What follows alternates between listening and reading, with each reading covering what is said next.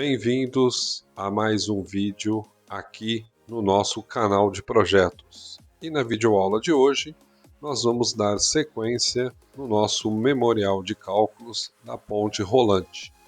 Hoje, nesse vídeo, a aula 10, nós vamos abordar 3 componentes que fazem parte do nosso carrinho de elevação. Então, o que nós vamos dimensionar hoje vai ser o freio, o sistema de rodas e o acoplamento que engata os eixos nos componentes mecânicos. Lembrando que o memorial de cálculos de um acoplamento é basicamente idêntico aos demais. Uma vez que você dimensionou um, você utiliza o mesmo memorial para dimensionar os demais componentes. Então vamos para o vídeo. Se você não é inscrito, se inscreva aqui nesse canal, pois nos ajuda a engajar ainda mais os nossos vídeos. E se puder curtir, dar um like e comentar, vai ajudar a esse vídeo a alcançar mais pessoas interessadas em projetos. Bom, como nós vimos no vídeo da estrutura do carrinho, do memorial de cálculo da estrutura do carrinho, nós já havíamos definido quais são as maiores cargas e qual lado da viga do carrinho é o que suporta essas cargas.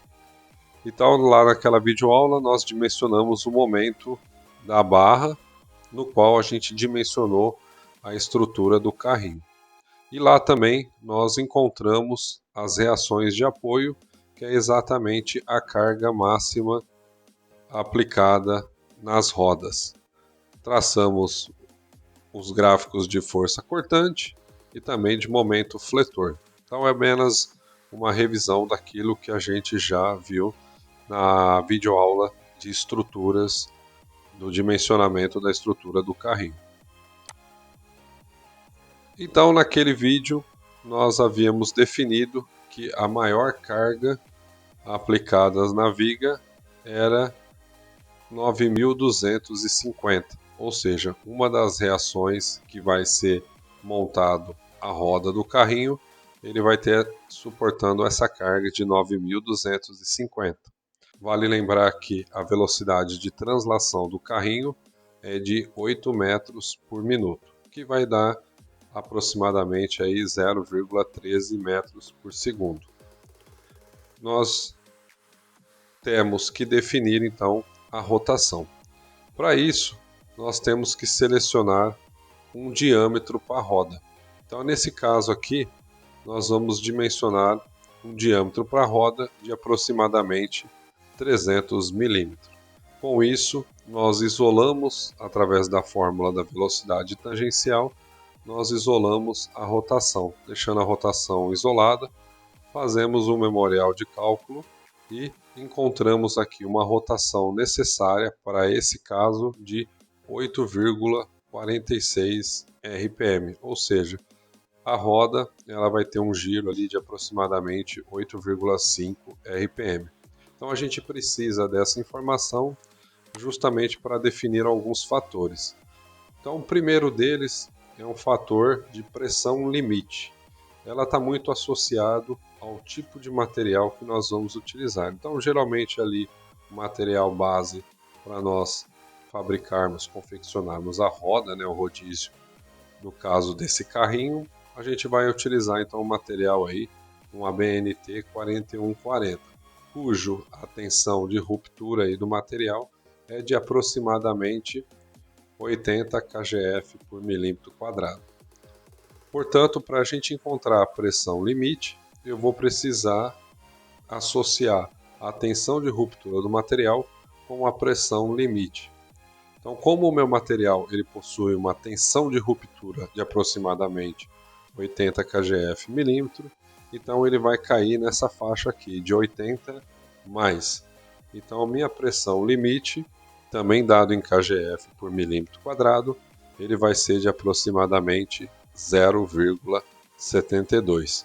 Então, esses valores encontrados aqui, ela está na tabela 30 da norma NBR 8400, na página 37. Então, para quem tem a norma, basta acessar a essa página, você vai encontrar essa tabela. Então, a gente precisa definir a pressão limite. Então, a pressão limite é de 0,72. Então, é um dos dados que vão compor a fórmula para o dimensionamento da largura do nosso carrinho. Então, nós definimos o diâmetro de 300 milímetros e agora nós vamos encontrar qual que é a largura mínima necessária para suportar toda aquela carga do carrinho. Lembrando que o carrinho ele suporta, ele é composto de 4 rodas e a gente está pegando o pior caso, que é a carga mais aplicada de acordo com o arranjo do carrinho, que foi aquela carga de 9.250. Então nós vamos definir qual que é a largura para essa roda. Uma vez que nós dimensionamos a pior situação, ou seja, com a pior carga, nós vamos aplicar para os demais rodas que compõem esse carrinho. E aí, tranquilamente, ela vai executar a sua função sem nenhum tipo de problema. Então, nós definimos a pressão limite. Agora nós vamos precisar definir qual que é o fator C1, que ele é em função da rotação da roda, cuja nós já dimensionamos no slide anterior. Então essa tabela também faz parte da norma NBR 8400, também está na página 37, então é a tabela consequente, né? Tabela 31. Então aqui nós temos o valor IC1 em função da rotação da roda.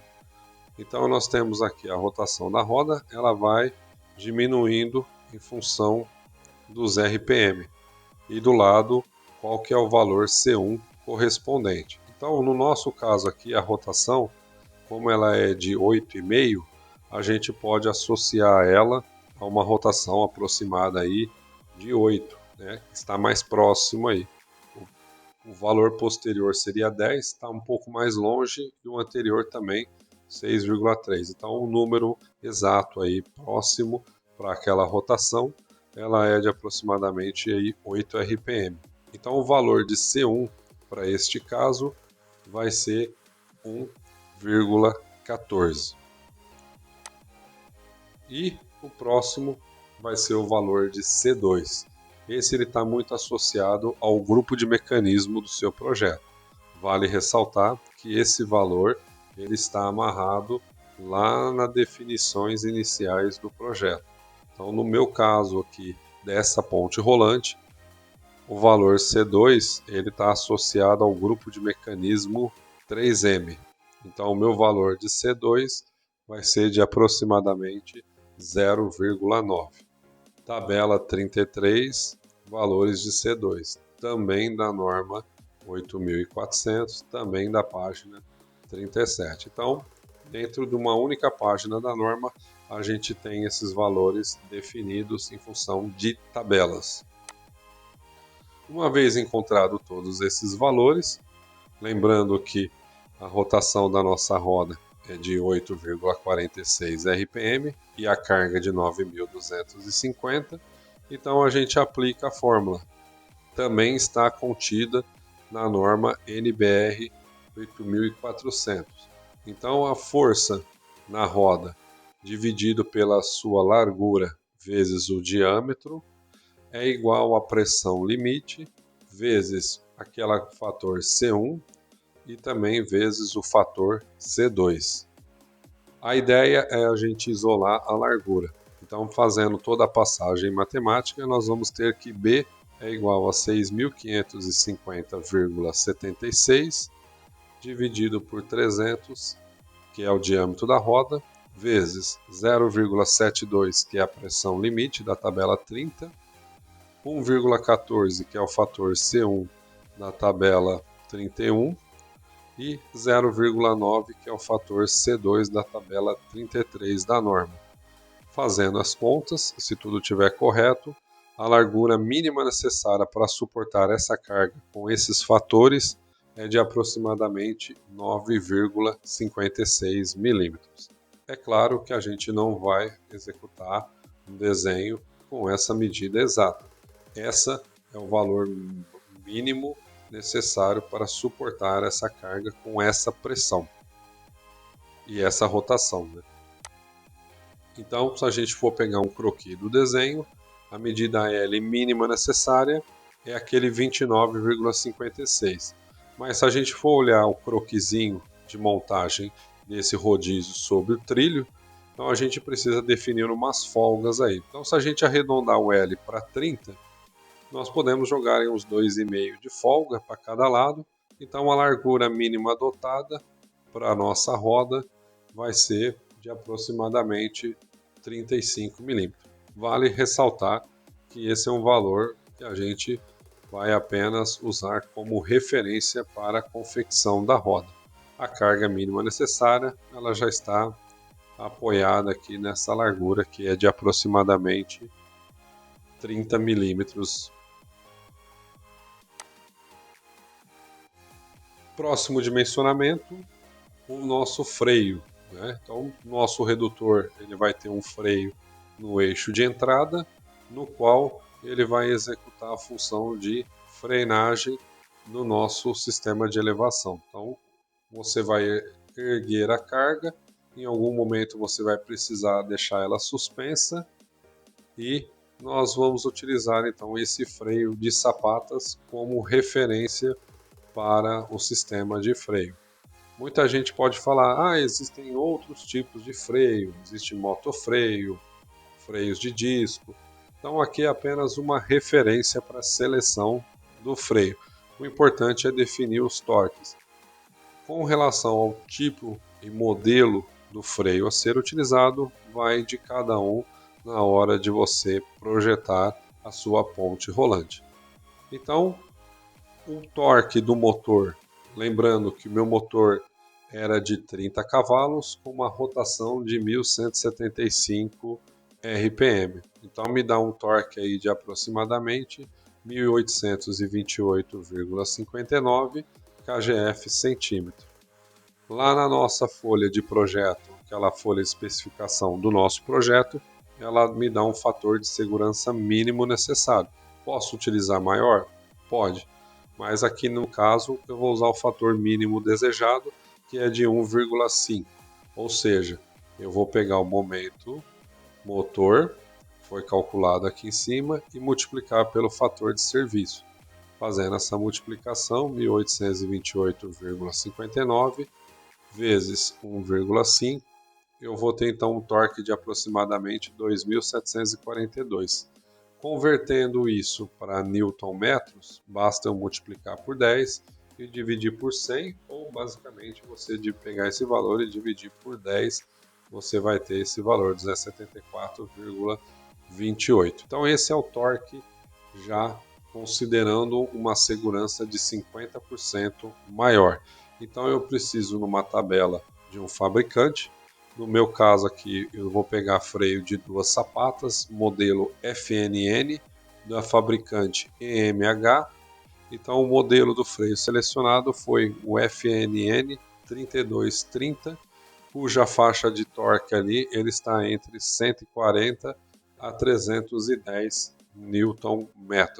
Então, eu coloquei um torque ali que fica no meio da faixa, né? Nem na mínima e nem na máxima do torque. Mais ou menos ali próximo, mais próximo da máxima, mas mesmo assim com uma segurança maior.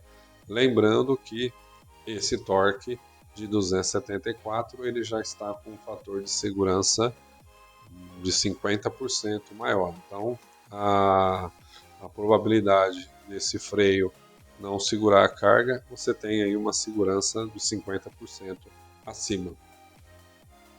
Aproveitando esse memorial de cálculo, o dimensionamento de acoplamento também não muda muito. Torque do motor, fator de serviço também é 1,5. Caso vocês adotem outro fator de serviço, é só você substituir esse valor para o fator de serviço desejado, fazer essa multiplicação e achar o novo torque. Como na minha folha de projeto também o fator de serviço do acoplamento é 1,5, Então vou manter o mesmo torque, 274,28 Nm.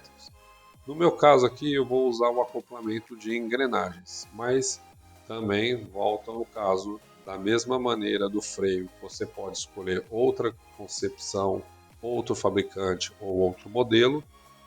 Nesse caso também você tem a liberdade de selecionar outra concepção de acoplamento, outro fabricante e por aí vai. Mas nesse caso eu estou selecionando um acoplamento de engrenagens. O tamanho dele é 1010 da classe G e o torque equivalente desse modelo é de 1139 Nm, ou seja, está bem tranquilo para essa aplicação. A única coisa que vale ressaltar para esses tipos de projeto, principalmente acoplamento, é com relação ao diâmetro máximo do cubo para montagem desse acoplamento. Então, se o eixo que vai ser montado aqui ele for maior que o máximo que o acoplamento permite, mesmo ele tendo um torque acima, mas o furo ele não atender o eixo que você projetou, seja do motor, seja do redutor, você tem que aumentar o tamanho do acoplamento. Isso é comum de se acontecer. Então, por mais que você tenha dimensionado o acoplamento pelo torque e ele esteja sobrando muito, mas você pode ter um problema de montagem do eixo em função do tamanho do eixo que vai ser acoplado nesse conjunto. Então, tem que ficar atento. Às vezes você seleciona um modelo, pede para comprar e quando chega para montagem e execução da usinagem, você vê que o furo vai ficar acima que o projeto do fabricante especificou. Então você vai ter um problema. Então sempre checa isso antes. E vale lembrar, como eu disse lá no início desse vídeo, você tem que aplicar mais algum cálculo de acoplamento em outros pontos do seu equipamento. Você faz e executa o cálculo da mesma maneira. Pega o torque do eixo aonde o acoplamento vai ser montado, multiplica pelo fator de segurança, calcula o torque e você seleciona em função dele. Então, seja para eixo de alta, eixo de baixa, eixo do redutor do carrinho, do redutor da ponte ou qualquer outro tipo de montagem que necessite a aplicação de acoplamento, você executa o mesmo tipo de memorial. Isso te garante um bom funcionamento dos conjuntos aí que vão ser acoplados. Então, basicamente, o nosso vídeo seria isso, um vídeo rápido. Espero que tenham curtido esse vídeo. Mais uma vez eu peço aí que vocês deixem um like. Se você não é inscrito, caiu acidentalmente nesse vídeo. Existem outros vídeos numa série de cálculos de ponte rolante e seria interessante vocês estarem se inscrevendo para poder desfrutar desses vídeos. Então até o próximo vídeo. Valeu! Quero aproveitar este vídeo também e informar a todos vocês do novo projeto para 2024, um curso de projeto mecânico, um curso que ele vai ser totalmente remoto, através de plataformas de acesso e também por aulas programadas, no qual a gente vai poder discutir, fazer exercícios e também memoriais de cálculo. Esse curso de projeto mecânico, ele dará início e já está com as inscrições abertas.